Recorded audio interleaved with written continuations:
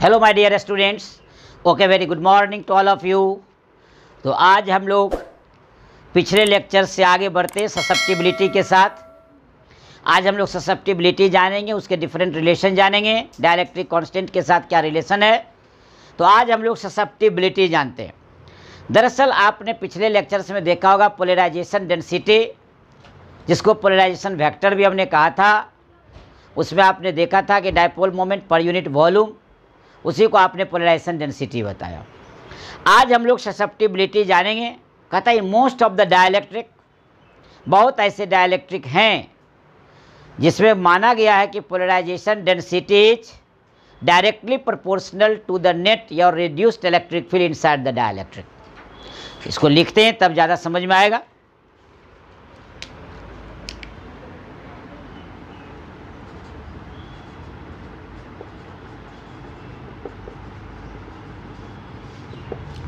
Susceptibility, इसको हम लोग डिफाइन करेंगे। क्लियर हो रहा? लिखते हैं हम लोग, in most of dielectric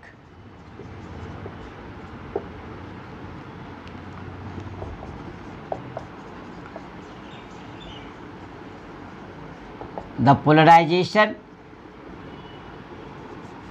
density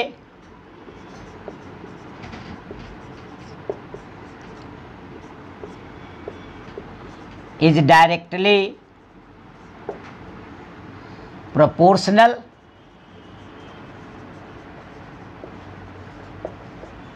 to net electric field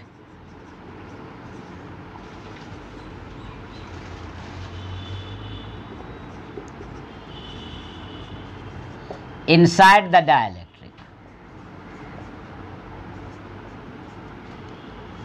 That is P directly proportional to epsilon naught E. ये जो आप देख रहे हैं यहाँ, ये नेट जो वर्ड देख रहे होंगे आप यहाँ, नेट, इसको यहाँ हम लोग रिड्यूस्ड इलेक्ट्रिक फील्ड भी बोलते हैं। जब घटा हुआ यानी फाइनल, जिसको बोलते हैं आप फाइनल, इसलिए नेट बोलते हैं आप। यानी आप कितना रिड्यूस्ड हुआ, इसका ये मतलब हुआ। इसलिए P directly proportional to epsilon naught E है। यदि इसको हम लोग ब्रेक करें इक्वल साइन में, तो ये लिखते हैं हम लोग इक्वल टू, कोई कांस्टेंट देते हैं, यही है चाई एप्सिलॉन नॉट ई। ये जो ससेप्टिबिलिटी देखते हैं, यही चाई हो गया, इसको चाई बोलते हैं। Where chi is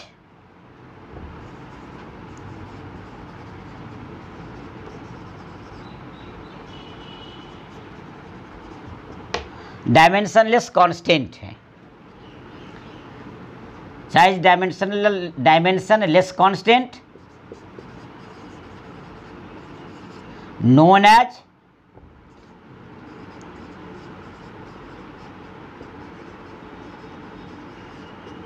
susceptibility. Clear हो गया? Where chi is dimensionless constant known as susceptibility. दरअसल ससेप्टिबिलिटी क्या है?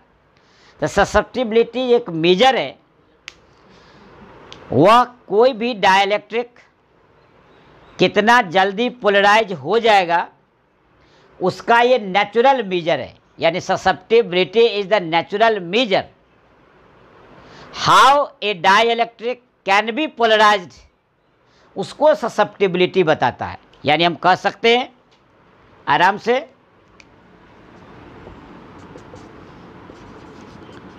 it is a natural measure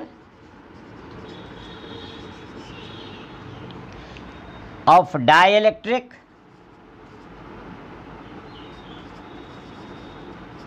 how the dielectric can be polarized। यानी it is a natural measure of dielectric how the dielectric can be polarize. इसको ये कह सकते हैं आप कि डाइलेक्ट्रिक के पोलराइजेशन का ये मेजरमेंट है। यानी डाइलेक्ट्रिक के पोलराइजेशन का मेजरमेंट बताता है चाई, ध्यान रखेंगे यही है chi. Chi is dimensionless constant known as susceptibility. इसको चाई बोलते हैं, चाई, ध्यान रखिएगा चाई। चाई थोड़ा नाक से बोलिएगा चाई, चाई, ये बात। तो इसलिए चाई यहाँ लिख दिए हम। और ई का मतलब इलेक्ट्रिकल, यानी ये इलेक्ट्रिकल ससेप्टिबिलिटी है, याद रखिएगा। मैग्नेट में भी मिलेगा, उसको बोलेंगे मैग्नेटिक ससेप्टिबिलिटी। और यहाँ जो chi is dimensionless constant known as, यहाँ हम जोड़ देते हैं इलेक्ट्रिक ससेप्टिबिलिटी। क्लियर हो गया? चाहे ई लगा हुआ, क्लियर हो गया। इसको हम लोग आगे नोट लिख देते हैं, ध्यान से देखेंगे। कहता है larger the value of chi greater is the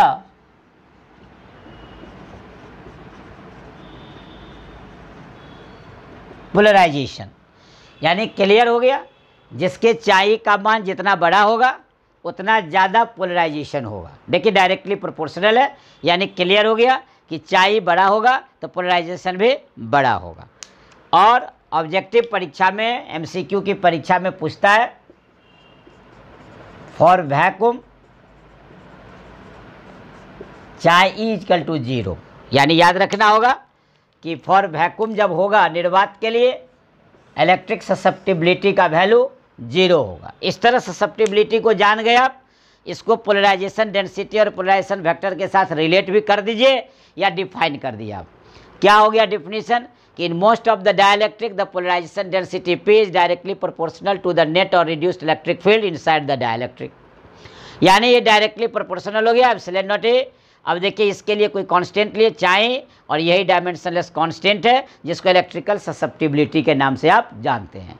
दरअसल electric susceptibility natural measure of dielectric है कि डाइलेक्ट्रिक कैसे पोलराइज हो जाएगा, यानी पोलराइजेशन ऑफ डाइलेक्ट्रिक का मेजरमेंट इलेक्ट्रिक ससेप्टिबिलिटी देता है। Larger the value of chi greater is the polarization for vacuum chi equal to 0। Clear है? तो आज इसके बारे में जान गए आप। अब हम लोग जानते हैं क्या रिलेशनशिप है ससेप्टिबिलिटी के साथ और डाइलेक्ट्रिक कांस्टेंट के साथ। उससे पहले हम लोग इंड्यूस्ड सरफेस चार्ज डेंसिटी को रिलेट कर रहे हैं पोलराइजेशन डेंसिटी के साथ, देखते हैं कैसे देता है। अब हम लोग देखेंगे रिलेशन बिटवीन पोलराइजेशन डेंसिटी, यहाँ दिखा हुआ है P, and surface charge density of induced surface charge sigma.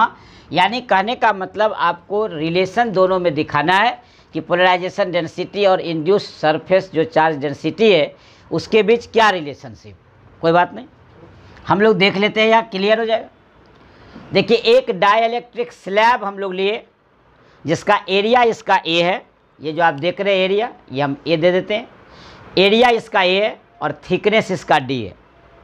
ये डाइलेक्ट्रिक स्लैब क्या किए, दो अपोजिटली चार्ज प्लेट है। देखते हैं एक पर प्लस है दूसरे पर माइनस है, इसीलिए बोला गया oppositely charge. Oppositely charge plate के बीच में हम लोग इस डाइलेक्ट्रिक स्लैब को रख दिए जिसका एरिया A है और थिकनेस D है। नेचुरली बात है कि अपोजिट चार्ज प्लेट के बीच में जब डाइलेक्ट्रिक स्लैब रखे तो ड्यू टू पोलराइजेशन इस पर चार्ज इंड्यूस हो गया। देखिए प्लस है तो माइनस और माइनस है तो प्लस। क्लियर हो गया? देख रहे होंगे आप, ये प्लस चार्ज है तो यहाँ अपोजिट चार्ज माइनस इंड्यूस किया, और यहाँ माइनस है तो यहाँ प्लस इंड्यूस किया, इसलिए आई लिखा हुआ। आई का मतलब इंड्यूस्ड, प्रेरित, यहाँ लिखा हुआ है इंड्यूस्ड। तो इस वर्ड को देखिए, इसी के लिए आई लिख दिए हम समझने के लिए।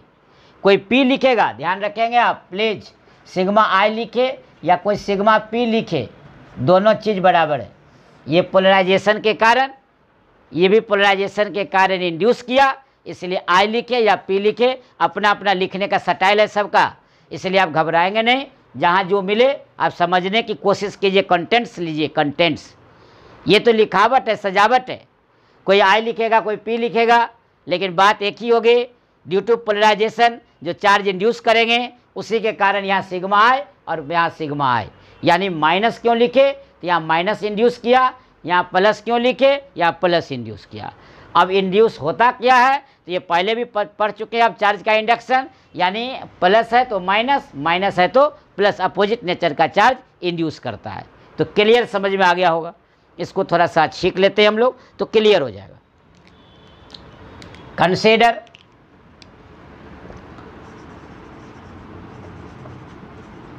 a dielectric slab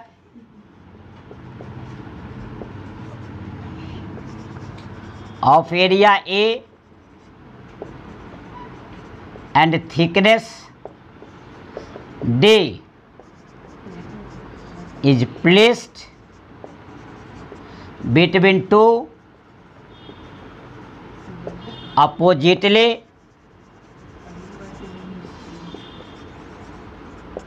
charged plates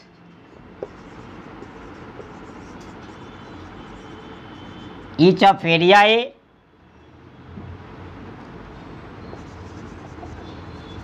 having surface density of charge plus sigma and minus sigma respectively. Again,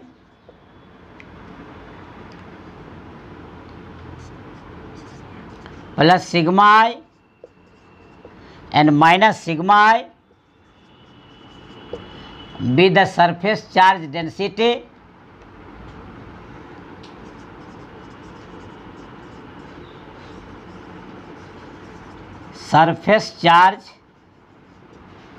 density of induced charge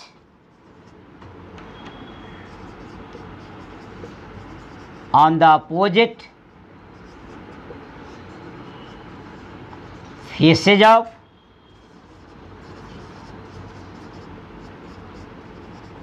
dielectric slab as shown in figure. Clear हो गया। अब हम लोग क्या करेंगे, पोलराइजेशन डेंसिटी देखिए ध्यान से, हमको रिलेट करना है और सिग्मा में। तो हम लोग क्या करेंगे, पोलराइजेशन डेंसिटी निकालने के लिए परिभाषा क्या है, dipole moment per unit volume. तो हम लोग डायपोल मोमेंट निकाल देते हैं। यहाँ लिखते हैं now total electric dipole moment of slab, जो डाइलेक्ट्रिक लेयर क्या है, डायपोल मोमेंट का चार्ज इंटू लेंथ। चार्ज क्या है आपके पास, तो क्यू आई इंटू लेंथ हो गया डी, जो स्लैब का डिस्टेंस है यानी थिकनेस, ये हो गया डी, और जितना चार्ज इंड्यूस किया क्यू आई। अब तो क्यू को निकाल सकते हैं सिग्मा के टर्म में, तो sigma i into a i into d, इसलिए कि याद होगा sigma equal to q by area. Very first lecture में आप पढ़े थे चार्ज डिस्ट्रीब्यूशन। तो सिग्मा बराबर क्यू बाई ए, तो क्यू बराबर सिग्मा इंटू ए, चूँकि आई इंड्यूस है इसलिए इंड्यूस लगा दिए। ये आई इंड्यूस को बताता है। देखिए total electric dipole moment of the slab निकल गया number 1, and volume of slab area into d दूसरा निकल गया। अब आपको क्या निकालना है, polarization density. The by definition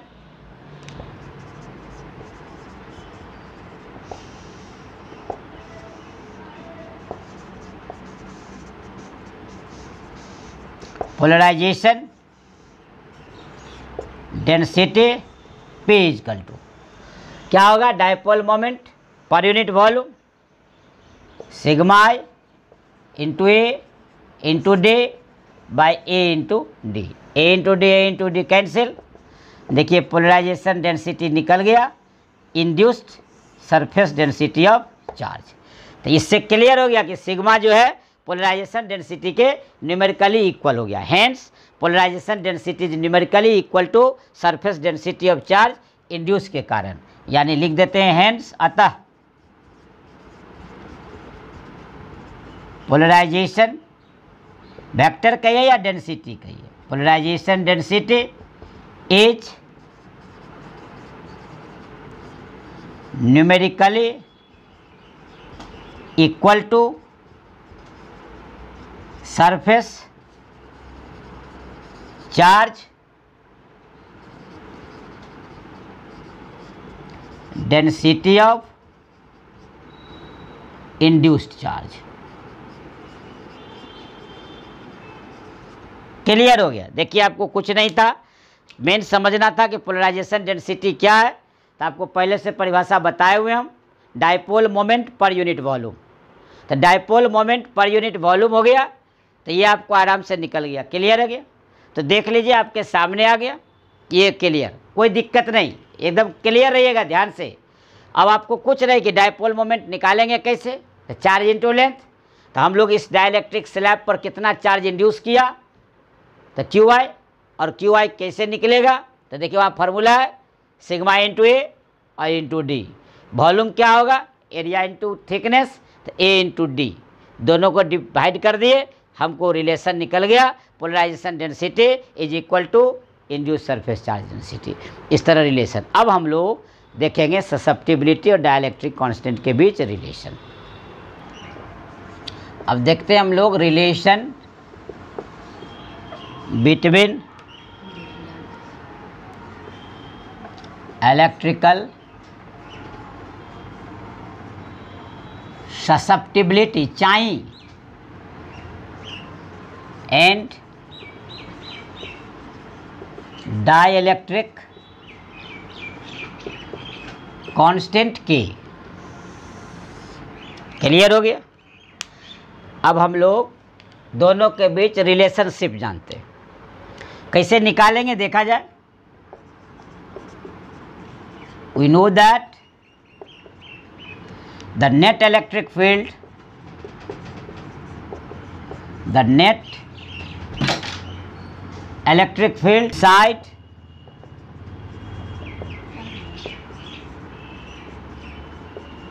the dielectric is equal to E naught minus E आई।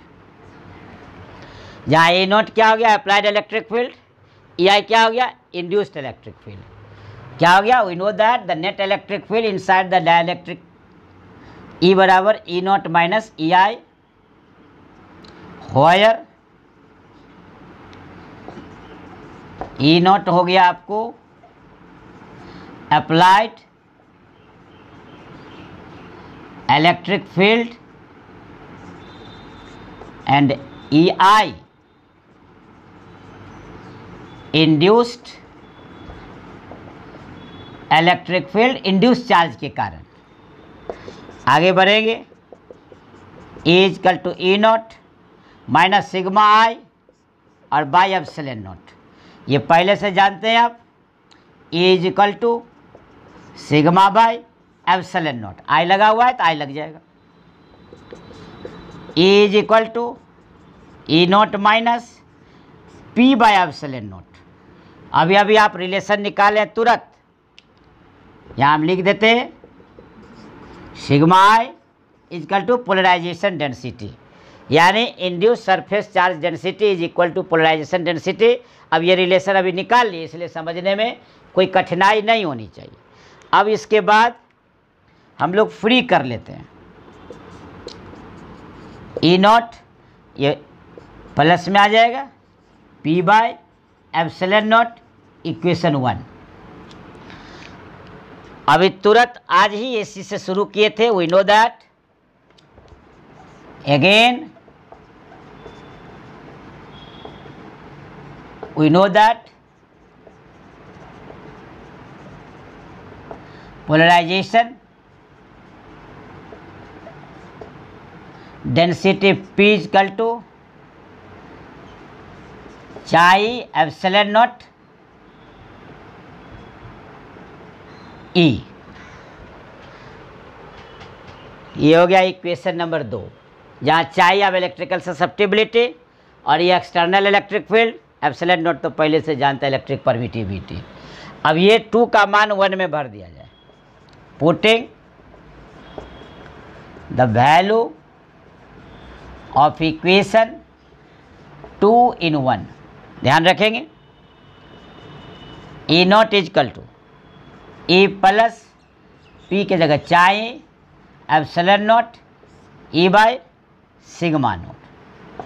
अब देखिए ये तो क्लियर है, ध्यान दीजिएगा। यहाँ हम लोग E बराबर सिग्मा बटा epsilon naught, sigma I P है, P epsilon naught E naught E plus P. हाँ ठीक है, एप्सिलॉन नॉट से एप्सिलॉन नॉट यहाँ कैंसिल हो गया, कैंसिल कर दीजिए। अब तो ये E कॉमन ही आ जाएगा, 1 प्लस चाई। क्लियर हो गया। देखिए E कॉमन हो गया, ये E नॉट इजकल टू, हम लोग इसको इधर लाएंगे, डिवाइड हो जाएगा, 1 प्लस चाई। क्लियर है, 1 प्लस चाई इक्वेशन नंबर 3। बाय डेफिनेशन क्या जानते हैं आप, E नॉट E बराबर डाइलेक्ट्रिक कांस्टेंट के। ये जो डाइलेक्ट्रिक कांस्टेंट के है, इसको बाय डेफिनेशन